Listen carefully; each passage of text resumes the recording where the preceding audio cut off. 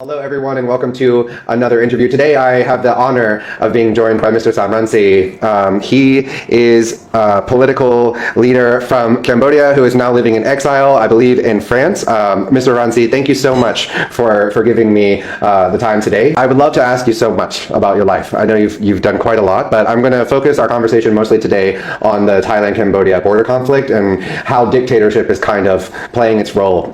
Yesterday, when I spoke to you, you told me that Hun Sen is caught in the trap of his own dictatorship. And I would love to hear you expand on that a bit and tell me more about what you think his current motives are, because a lot of people are speculating, and I think that there's probably nobody that knows better than you, because you've worked with him. So, hello everybody. Thank you, Matt, for inviting me to have this interview with you. I am very happy to answer your question about the current situation in Cambodia. Cambodia is under a dictatorship for over 40 years. It is not only a one-party system, it is a one-man system. Hun Sen does everything himself. Therefore, Hun Sen cannot afford to have a liberalization of his system. He is caught in his system, because if he allows freedom of expression, demonstration, etc., I think his regime would collapse. The same with free and fair elections. All the elections we have seen in Cambodia over the last 30 years have been manipulated, except the one organized by the United Nations in 1993, when Hun Sen and his party lost the election. But if there were any real, genuine, free and fair election, he would lose again, I am sure, and the Cambodian people know it. That said, being that he's a one-person leader, as you described, a one-man system, what do you think that his current motives are involving the current border conflict between Thailand and Cambodia? Hun Sen's only motive, I would say dominant motive, is to cling on to power. He would do anything to remain in power, because if he loses power, he would lose everything, especially impunity. He needs to ensure, through absolute power, he needs to ensure immunity for himself, because he has committed so many crimes during his long reign. So he cannot afford to step down. He has stepped down, but only nominally. He appointed his son Hun Manet, but actually Hun Sen is still behind the scene, pulling the strings, leading effectively the current regime in Phnom Penh. So what do you think that he stands to benefit from destabilizing relationship between Thailand and Cambodia? Of course, any dictator, big or small, because they face internal problems, they have to divert attention and to create external tension. This is the case with Hun Sen regarding the conflict with Thailand over the last few months. Yesterday, when we talked ahead of this conversation, we talked a bit about a couple of kind of almost like conspiracy theories, and I think that normally I won't address conspiracy, but I think that with you, because you've actually been inside of this machine, kind of, I'm just curious. You mentioned that there was the idea that there's political parties in Thailand that are potentially pushing or involved in helping Hun Sen to destabilize the situation between the two countries. And I'm wondering, can you elaborate on that? I think Hun Sen committed a big mistake. He wants to divide the Thai establishment, Thai political parties, but he failed. He was very mean in exposing the conversation he had with former Thai Prime Minister. But this is very mean. And he said he would reveal a personal secret when he was in good relationship with Thaksin Shinawatra. But again, this is very mean. And actually, if I understand well, I see the Thai political parties, the Thai establishment unite against Hun Sen. So Hun Sen wants to interfere in Thai internal affairs, but it backfired against Hun Sen. He did win the last election, and then he handed down the power to his son, Hun Manet, as the now prime minister. And there's a lot of talk that Hun Manet had been abroad. I think he was educated abroad. And some people believe that Hun Manet is actually trying to potentially become more international for Cambodia. And that doesn't really work if you're a dictator, right?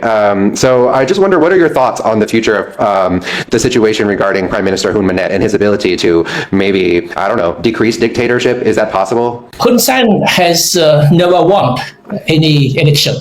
I mean, any real and genuine and free and fair election. He always manipulates the election through the National Election Committee, which is under his orders. Contrary to Thailand, Thailand you have a very vibrant political life, but elections in Thailand are genuine. They are recognized by all parties, including opposition parties. But in Cambodia, either the opposition is just oppressed and cannot win any real election, or the opposition is just eliminated and is not allowed to take part in any election. So elections in Cambodia is meaningless, is worthless. This means that Hun Sen has no legitimacy. The Hun Sen regime has no legitimacy, whether with Hun Sen as a prime minister or with Hun Manet as a prime minister. But Hun Manet is just a puppet. He has no charisma, no personality, no capacity in whatsoever. So actually, he's just doing what his father, the strong man, orders him to do. So we have to watch what Hun Sen wants, and given his style, we can guess his move. And I think this is very interesting, because we feel that Hun Sen is more and more isolated, and his regime will not last very long. Okay, that was my next question to you. You just said that the regime will not last very long, and considering all of what you've already said, that the goals would be to, obviously, if you're a dictator, you want to consolidate the power, have immunity, have your impunity as well. But geopolitically, if you look at this conflict from the perspective of like China, America, these types of things, what do you think that his end goal is internationally? Like, how can he possibly come away from this conflict with some kind of international support? Because I don't know if it's possible for him to gain any more in Cambodia. I think Hun Sen realizes now that his policy, especially foreign policy, is not working, because there is a big contradiction. On the one hand, Hun Sen embraces China. He blindly supports China and hopes that China would support him and defend his regime. But on the other hand, Cambodia's economy and now diplomacy needs the West, especially the US. So he, in support for China, he considers the US as an enemy. But the US is the biggest export market for Cambodia. Without the US market, Cambodia's industry, especially the garment industry, would collapse, and the whole economy would collapse. And we can see recently how Hun Sen needs the intervention of the US, especially Donald Trump, to impose a ceasefire with Thailand, because without this ceasefire, I think the Hun Sen regime would collapse. So on the one hand, he blindly supports China, and on the other hand, he vitally needs the US. Therefore, these contradiction will make his regime in a more and more difficult situation. If we can speculate just a little bit, you've mentioned several times that the regime is falling. So essentially, falling. We can see the beginning of the end. Okay, so if it's the beginning of the end, if the regime falls, based on your experience, what happens next? I think the fate of Cambodia, any political regime in Phnom Penh must have the not necessarily the support, but at least a neutral position from China, from Vietnam, from the US, and from Thailand. Cambodia is a small and vulnerable country, so we, in the geopolitical terms, we need an understanding among our neighboring countries and the world superpower. You saw this at the signing of the 1991 Paris Peace Agreement on Cambodia. And I think those Paris Peace Agreements remain relevant because it shows the spirit of international cooperation or understanding in order to put in place a regime in Phnom Penh that would be acceptable to the regional powers and to the world powers. So to be clear, are you suggesting that there needs to be a third-party intervention that does a regime change? There is a mechanism to ensure a democratic change in line with the spirit and the letter of the 1991 Paris Peace Agreements on Cambodia.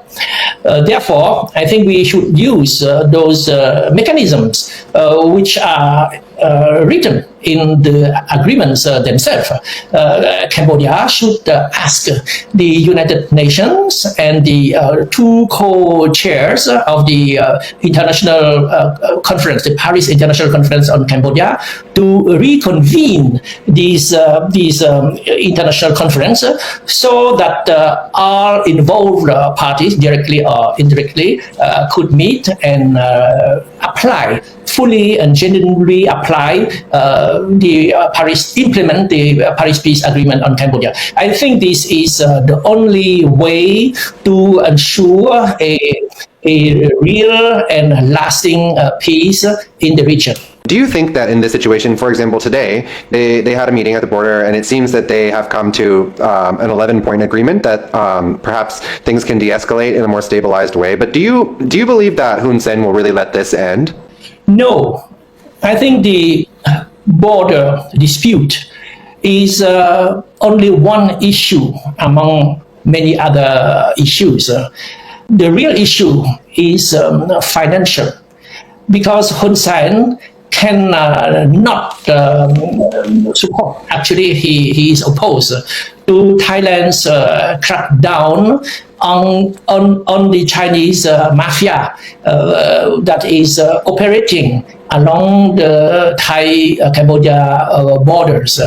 The very survival of the Hun Sen regime depends on revenues that the Chinese mafia provide to the ruling party and to the Hun Sen family. So Hun Sen react against Thai authorities. Any government in Thailand who would want to crack down on those criminal activities. Actually, the Hun Sen regime is closely associated with the organized crime. If you fight against organized crime, then you fight against Hun Sen indirectly, and Hun Sen would react as he has been reacting against Thailand. So in short, you think that he's not going to allow the ceasefire to take place?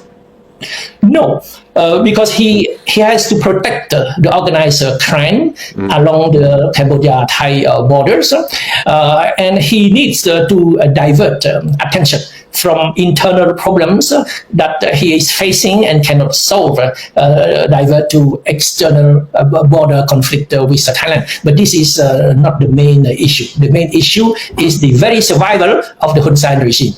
Okay, got it. And so now I'm going to move on to more about you. And I think that the issues that you faced and that you're still facing in exile, being in exile, is in the same kind of line that I'd like to communicate about journalism and media freedom and like kind of the long-term aspects of dictatorship. Because most of the independent media has been stamped out. We both know that. And so what I want to know is, for the audience that doesn't know, in short, why are you in exile? I've been forced to exile. My parliamentary immunity has been lifted on several occasions. I have been sentenced to life imprisonment, hundreds of years in prison, and one of my major crime was to defend the minority in Cambodia. I just suggest that we should respect the spirit of the UN Declaration on the indigenous, the right of the indigenous people. And for that, I was accused of treason and condemned and sentenced to life imprisonment. And I, despite my being sentenced to heavy jail terms, I still want to go to Cambodia, to go back to my native country. But Hun Sen physically prevents me from returning to Cambodia. I would cross Thailand to the entry point in Cambodia, but Hun Sen said that no, Sam Rainsy is not allowed. He has mobilized troops, asked the soldiers to dig trenches, to position machine gun, to prepare missiles against me. He would not only kill me, but kill the people who would be around me. Therefore, I don't want to expose the life of innocent Cambodian people. I just expect Hun Sen to be more courageous to allow me to go back to Cambodia. I'm prepared to be arrested. But even so, Hun Sen fears my presence in Cambodia because he fears that my presence would trigger the population to rise up against his regime. Okay, so all of that said, being that you are in France, and all of those things are real threats, do you feel safe even in exile? Or like, because there's a lot of talk that, you know, dictators are able to take care of people and things like from wherever. I mean, people have even told me that I will face consequences for speaking to you. And so I'm curious, do you feel safe in France? I know that Hun Sen has sent to France, to Paris, where I'm living, members of his bodyguard unit, the elites of his henchmen. So I have informed the French authorities, and I think the best way to counter this is to warn Hun Sen that France, any democratic country, is not like Cambodia. Hun Sen enjoys total impunity. He can kill whoever he wants, but not on the soil of a democratic country like France, where the justice is independent. Okay, so do you think that he's going to ban me from Cambodia for talking to you? Of course, he doesn't want to talk with anybody. Talking for Hun Sen means talking on his terms. Okay, so on that, while you're there, one of the questions that I have here for you that's more like a personal question, and I think a lot of people, of course, most of us have not ever dealt with a dictator, but you've actually been able to work with him. You've tried to work with him. What is it really like to be around Hun Sen? It's clear that you couldn't end up successfully working with him. So if you could give us some insight into what it's like to be around a dictator, I think that would be very insightful. You asked me this question at the beginning of our talk. Oh, really? You quote me as saying that Hun Sen is trapped, is in his dictatorship. Because when you repress the people, when there is no decent voice, when the population, the general population hate you, you know that you cannot give freedom to the people, because the freedom for the people means that the people would turn against the dictator. So he has to be more and more tougher and tougher against his own population, because as I have already said, Hun Sen cannot afford to lose power, because by losing impunity, he would lose anything, not only his freedom, but even his life. If you look at Saddam Hussein, if you look at Gaddafi, Hun Sen is terrorized by the past, the history of Saddam Hussein and Muammar Gaddafi. So if you talk about Gaddafi in Phnom Penh, you will be in trouble. Therefore, we have to break this vicious circle. We have to force Hun Sen to accept free and fair election. And free and fair election can be organized only under international supervision, as enshrined in the Paris Peace Accords on Cambodia. Nationalism is fueling this conflict in many ways, and nowadays it's just so out of control. It's actually an information war of sorts. And what I want to know is, what do you feel is a productive way to talk about the issues that the outside world sees are happening in Cambodia, but a lot of Cambodian people feel insulted by that when we try to bring these stories? I mean, so what is a way that the viewers, myself, can support Cambodian people during this time and not make them not contribute to nationalism? You know, because I think, like, I can go online and say Hun Sen's a dictator. I've done that, and Cambodian people come and defend him and say that he made peace. You know what I mean? And they tell me not to rewrite their history. These things. So I think it's important to know, how can people support Cambodians through this? To help us understand the real causes of the tension between Cambodia and Thailand. In the current situation, the real cause is not a border issue. It's a financial issue that is associated with the survival of the Hun Sen regime. Hun Sen wants to hide the real cause of the tension with Thailand, but we have to open the eyes of those who have not seen the real cause of the issue, because in order to solve the issue, you have to understand what is the issue. And solving this issue is to crack down on the international crime that is supporting Hun Sen. The rest is mainly talks that Hun Sen want to exacerbate about the border conflict, etc. But we have to go to the root of the issue. The root of the issue is, one, to really fight against the international crime. The second ways of achieving a real and lasting peace is the implementation, the reactivation of the Paris Peace Accord on Cambodia, signed in 1991 by all Cambodian neighboring countries, including Thailand, and by the five permanent members of the UN Security Council. Lastly, about you, I've spoken to some Cambodians about you and otherwise, and I also understand that you want to go home. I feel that, and you still seem to be quite popular there, and most people cannot envision you just going back and living there. So I want to know, if you go back, what will you do? First, to ensure the effective implementation of the Paris Peace Accord on Cambodia, which would lead to the organization of free and fair elections. I think we should let the Cambodian people decide on the destiny of Cambodia. This is the basis of democracy. We have to respect that. Okay, but you didn't answer the question. What would you do if you went back to Cambodia?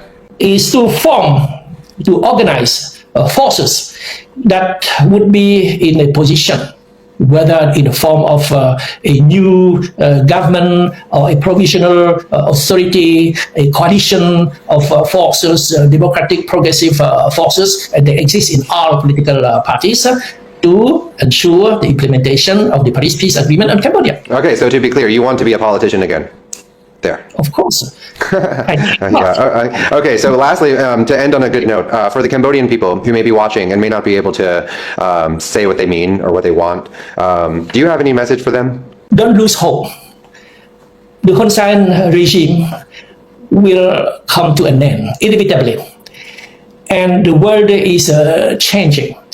Hun Sen's political survival is associated with the organized crime.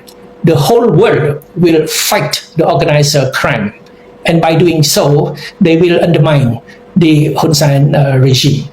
And Hun Sen regime is more and more out of date. And his contradiction between the US and China, as I have pointed out, I think this contradiction is untenable. Therefore, Hun Sen regime will collapse under the weight of its own contradiction. So don't give up your hope, is what you're saying. Never. Believe in your country, believe in justice, believe in democracy. Okay, well, Mr. Sam Rainsy, thank you so much for your time. I really appreciate you coming on to my show today and sharing your insight. It's been a pleasure to have you, and I hope that we can keep in touch.